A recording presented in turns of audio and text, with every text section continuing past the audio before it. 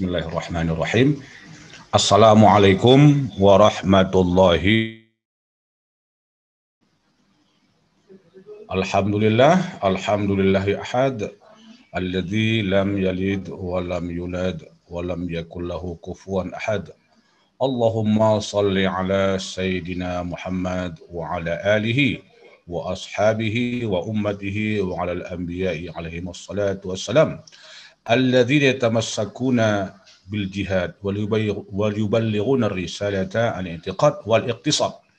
Kama qala Allah Ta'ala fil Qur'anil Karim fi surah Hud.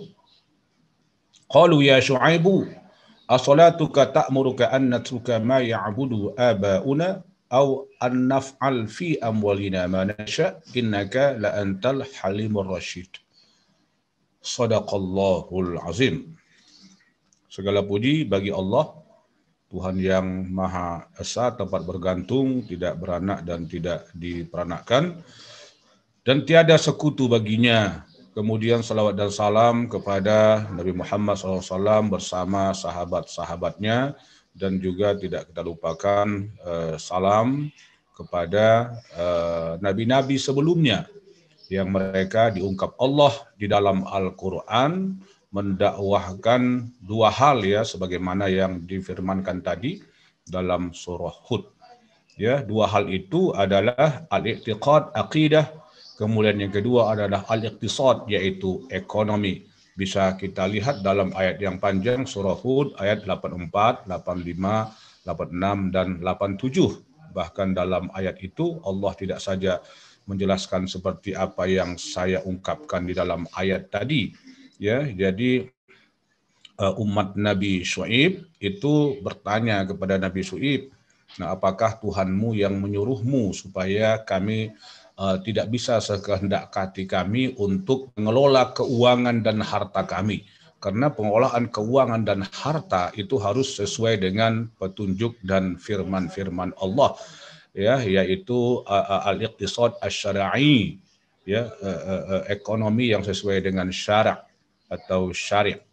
Nah, kemudian yang pertama tadi adalah aqidah, u'budullaha ma lakum min ilahin ghairu. Ya, kemudian yang kedua tentang larangan-larangan dan aturan main tentang praktek-praktek ekonomi. Nah, jadi kalau begitu kita ini melanjutkan sunnah para nabi, ya, sebagaimana kata Syekh Profesor Ali Abdul Sattar dalam bukunya Fikih Muamalah fil Islam, wa hadhihi sunnatun muttaridatun 'alal anbiya'i alaihimus salatu wassalam. Artinya bahwa dakwah di bidang ekonomi, kajian kita tentang muamalah ini adalah sunnah yang terus-menerus yang dilakukan oleh para nabi sepanjang sejarah. Salawat dan salam untuk mereka semuanya. Yang terhormat, ini banyak dari perbankan syariah, bahkan ada Al-Ustadz Al-Mukarram, ya, Dr. Haji Fakhruddin Wahab. Ini sudah beberapa kali ikut dan cukup lama sudah menjadi DPS, ya, senior. Kemudian Bapak Dr. Haji Ma'mun Syar'i, ini Syar'i, ya, Pak. Nah, ini sudah syariah dari segi namanya, MHI. Ya, Syar'i, ya. Nah. Alhamdulillah, MHI lagi, ya, hukum Islam. Masya subhanallah. Masya Allah, amin, amin. luar biasa, ya. Barakallahu fikum wa hayakum. Amin. Berikutnya, ini rombongan dari Kaltim Tara, saya tidak sebut, ya. Nah, saya mungkin tim saya itu mengirim share kepada Bapak Hairuz Zaman, ya. Mungkin masih sebagai dirut, ya, Pak. Kemudian Bapak Muyassar dari Bank Syariah Indonesia, BSI, ya, dari Banda Aceh. Kemudian ada dari Persada Ventura Syariah. Nah, ini alhamdulillah, ya, ada Ventura ini, ya. Keren, ya, nanti kalau membahas soal-soal syariah, ya, Musyarakah Hutan Qisah, IMBT dan lain-lain. Ibu Miratul Atikah. Kemudian ada notaris-notaris ini, saya lihat Pak Irwan Rosman dari Jember, ya. Iya, Pak. Siap. Alhamdulillah, ini penting sekali bagi notaris karena banyak contoh-contoh nanti, Pak, contoh-contoh aktanya, bagaimana contoh cesinya. Nah, ya, kemudian Pak Ayu, Bu Ayu Pramita. kemudian Ibu Jimmy Sukiwon. Kemudian juga yang tak kita lupakan notaris dari yang menjadi moderator yang sudah mengikuti hampir ya semua level. Tidak pakai level lagi, kalau level itu kan 10, jadi hampir ada 80 jenis training kita yang terbaru. Nah itu saya kira sudah diikuti oleh Ibu Agnes Nova Randomis, SHMKN dari program doktor ilmu hukum ya Universitas Trisakti. Nah beliau nanti banyak pengalaman ya menangani 17 bank di dalam pembuatan akta-akta, khususnya terkait dengan pembiayaan perbankan syariah, KYG namanya ya, KYG. Nah, kredit jasa geria untuk properti developer. Nah, Bapak Ibu sekalian, kajian kita ini sangatlah penting sekali ya. Sebetulnya ini wajib diikuti oleh semua legal officer bank syariah. Jadi bukan Pak Muyassara saja. Karena ini banyak sekali isu yang kalau kita bahas ini tidak bisa kita bahas satu harian, saking banyaknya isu yang mau kita dalamkan, diskusikan, yang ini dampaknya sangat positif ya bagi perbankan syariah dan bagi segenap stakeholders. Nanti kita akan membahas 15 macam pembiayaan takeover. Tentu salah satunya takeover yang tergabung dengan top up refinancing. Hasil riset UI belakangan menunjukkan bahwa faktor dominan orang melakukan takeover dari bank konvensional kepada bank syariah itu karena ada niat untuk top up. Nanti kita bahas. Dan ini sudah menjadi hasil-hasil riset. Nah, sementara di Fatwa MUI nomor 31 tahun 2002 itu hanya satu model saja, satu bentuk, yaitu take over dari bank konven kepada bank syariah yang ada barangnya, ada propertinya, ada mesinnya, ada mobilnya. Kalau tidak ada, tentu tidak bisa masuk. Itu qad, bai' dan murabahah, tidak bisa. Ya, jadi dia harus ada akad yang lain yang biasa sudah kita terapkan juga, yaitu musyarakah atau musyarakah mutanaqisah. Nah, itu saja sudah dua model. Bagaimana nanti take over yang disertai dengan top up lagi. Ya, itu sudah berbeda. Nah, bagaimana take over di bank-bank BPD dari bank konven ke bank syariah yang tidak ada barangnya dan tidak ada usahanya, yang ada hanya hutangnya. Karena selama ini PNS berhutang misalnya ke Bank Aceh, ke Bank Kaltim, kemudian dia mau pindah ke syariah, tidak ada barang, tidak ada usaha. Terus apa? Tidak mungkinlah baik dan murabahah karena tidak ada barang yang dimurabahkan. Tetapi dia mau hijrah, tidak mungkin kita larang karena tidak ada aturan mainnya. Nah, disinilah dibutuhkan inovasi-inovasi, kreasi ijtihad yang selama ini sudah belasan tahun kita terapkan. Ini saja sudah kelihatan 4 model ya di antara 15 desain. Setiap desain take over yang 15 itu tentu berbeda akad-akadnya. Tidak sama. Ya, berbeda akad-akadnya tidak sama. Dari bank syariah ke bank syariah nanti. Bahkan ada dari bank konven ke bank syariah, dari induk kepada anaknya. Ini juga sering kita alami. Nah, isu-isu syariahnya mungkin tidak begitu banyak di sini dan gampang menyelesaikannya, tapi isu-isu legalnya nanti terkait dengan notaris dan risiko-risiko hukum, risiko-risiko bisnis. Nah, di sini tentu akan kita bahas juga ya secara holistik atau secara komprehensif. Nah, makanya pertemuan ini sangat penting sekali termasuk juga bagi DPS. Karena kalau pakai murabahah nanti itu pasti tak terhindarkan bai'ul inah. Nah, makanya kalau Pak Hasanuddin zaman lama itu mengatakan kalau bai'ul inah ini di fatwa MUI itu pasti terjadi. Nah, tapi alasannya di masa lampau itu adalah idza ta'arada mafsadatani ru'iya azhuma birtikabi akhaffihima. Nah, atau akhafud dararain. Tapi sebenarnya tidak berlaku. Maka saya selalu membuat studi kasus, coba carikan skema tetap juga fatwa MUI itu berlangsung tapi tidak ada bai'ul inahnya. Siapapun penilai dari pakar fikih muamalah internasional ataupun nasional yang betul-betul pakar, dia tidak akan melihat bai'ul inahnya di situ. Tapi kalau struktur atau skema yang tadi ada qad, ada bai', kemudian bai' murabahah lagi di situ, kenalah langsung bai'ul inahnya. Nah, jadi sebetulnya alasan kedaruratan tidak berlaku di situ karena bisa kita selesaikan dengan tanpa bai'ul inah. Nah, inilah yang perlu ya kita bahas. Itu masih satu ya, ini yang mau kita bahas ini ada 15 macam. Nah, dari 15 macam ini, kita nanti, ini terutama bagi bank nih, saya senang ada 7 di luar DPS yang ikut, termasuk juga dari Ventura, dari BSI. Nah, jadi kita ini berdasarkan hasil-hasil riset yang berdasarkan undang-undang. Nah, jadi pertama yang kita bahas nanti juga adalah risiko. Ya, dari manajemen risiko. Jadi ada 4 syarat baru boleh Bapak cairkan itu KOT. Jangan dicairkan. Dan notaris juga begitu. Apakah notaris nanti boleh mengeluarkan cover note untuk pencairan KOT. Nah, karena ada bank yang lugu, misalnya dia dari konvensional tapi semangat syariahnya kuat, tanpa belajar manajemen risiko, tanpa belajar syariah, ilmu hukum, langsung KOT-nya itu ingin dinotarilkan. Dan dia menganggap walaupun tidak notaril ini harus ada cover note supaya bisa cair. Nah, notaris yang tidak belajar langsung oke dia cover note, bahaya notarisnya. Berisiko tinggi, bisa masuk penjara juga.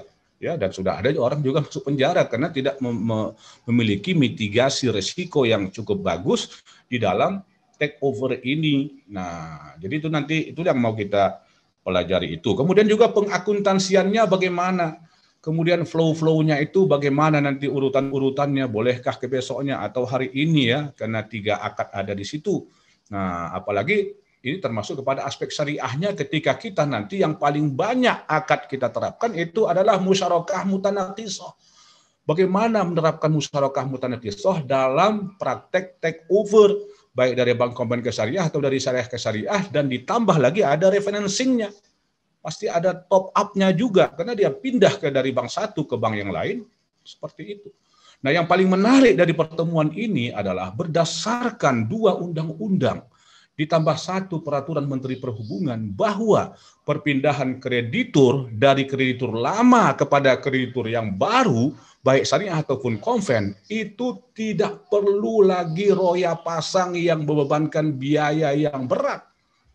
Di konvensional juga selalu terjadi seperti itu karena ketidaktahuan legalnya. Nah, ini ada Bapak legal di sini, Bapak Muyasar. Nah, logika yang dasar atau kelas SD kira-kira, atau kelas SMP lah, itu pasti karena berbeda kreditur, muncul kreditur yang baru, maka harus roya pasang, diroya dulu. Kemudian baru dipasang lagi, kena biaya. Setiap 1 miliar, pembiayaannya paling tidak kena 2,3 juta. Ya kan? Nah, bagaimana Bank Syariah ini bisa tampil dengan ringan? Dasarnya bukan sangkaan-sangkaan dugaan, tapi dia dasarnya adalah studi ilmiah yang tidak bisa dibantah oleh siapapun, susah membantahnya dan tidak ada kata untuk membantahnya. Karena sudah ada jelas pasalnya 16 Undang-Undang Hak Tanggungan. Pasal 19 Undang-Undang Fidusia. Ya, kemudian peraturan Kementerian Perhubungan nomor 34. Itu jelas teks-teksnya. Makanya notaris yang meriset ini siapapun dia, itu pasti menulis buku dan bukunya sudah banyak juga beredar. Berarti terjadi kesalahan selama 25 tahun. Kita menerapkan take over, membebankan uang kepada nasabah yang seharusnya tidak jadi beban. Padahal uang itu harus dilindungi karena dia bagian daripada harta.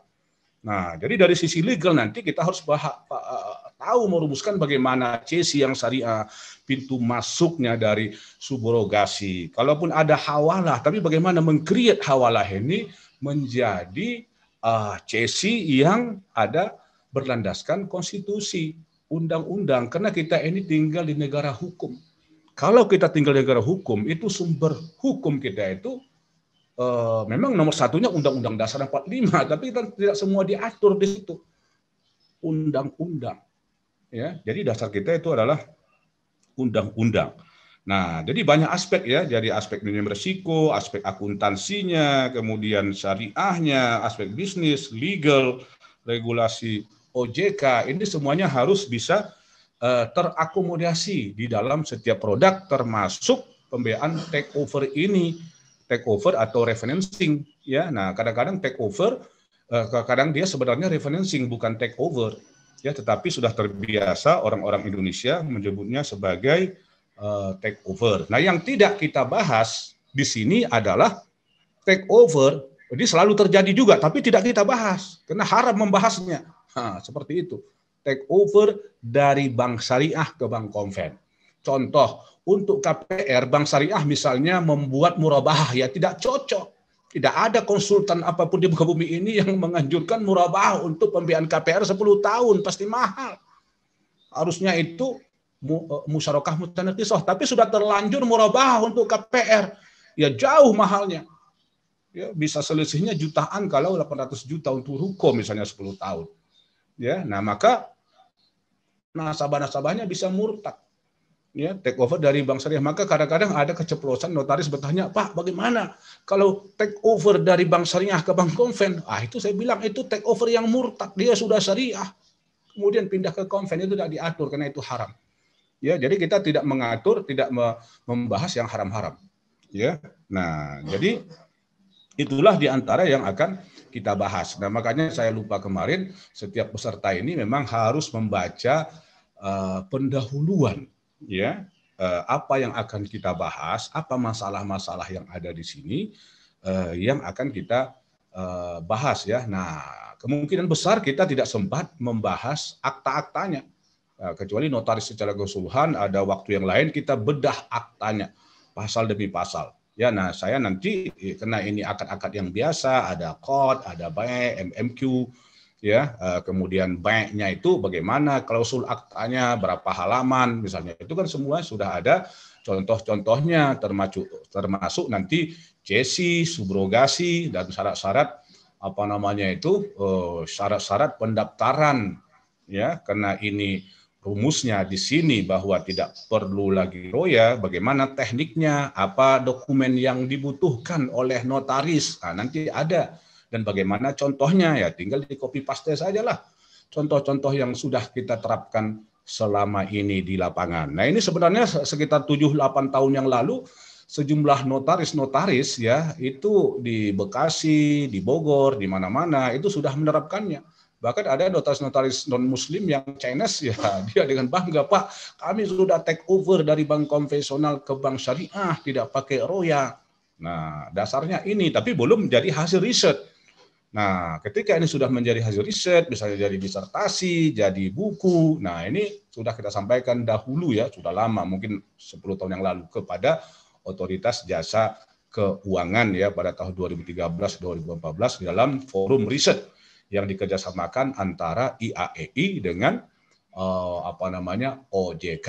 Itu kita menangkan ya. Nah, di tangan saya juga banyak buku-buku tentang take over ya, how design to Islamic contract itu satu ya, kemudian ada take over secara syariah. Nah, jadi Bapak Ibu sekalian itu sekadar pengantar ya untuk pemicu semangat kita, dan kita tahu apa yang akan kita bahas nanti selama 1 harian ini. Nah, saya kira demikian saja ya sambutan yang bisa saya berikan untuk mendapatkan berkahnya ya sesuai dengan sabda Rasulullah sallallahu alaihi wasallam. Kullu amrin dhibalin la yubda fihi bismillah fahuwa aqta'u au fahuwa abtaru wa fi riwayatin fahuwa abtaru. Artinya siapa yang memulai sebuah acara urusan tanpa dimulai dengan basmalah, maka urusan itu terputus dari berkah Allah. Karena itu supaya mendapat keberkahan dari Tuhan, dari Allah Subhanahu wa taala, mari sama-sama kita membukanya dengan ucapan basmalah. Bismillahirrahmanirrahim. Bismillahirrahmanirrahim. Demikian wabillahi taufiq wal hidayah wallahul muwaffiq ila aqwamit thoriq. Nasrun minallah wa fathun qarib wa basyiril mu'minin. Wassalamu alaikum warahmatullahi wabarakatuh.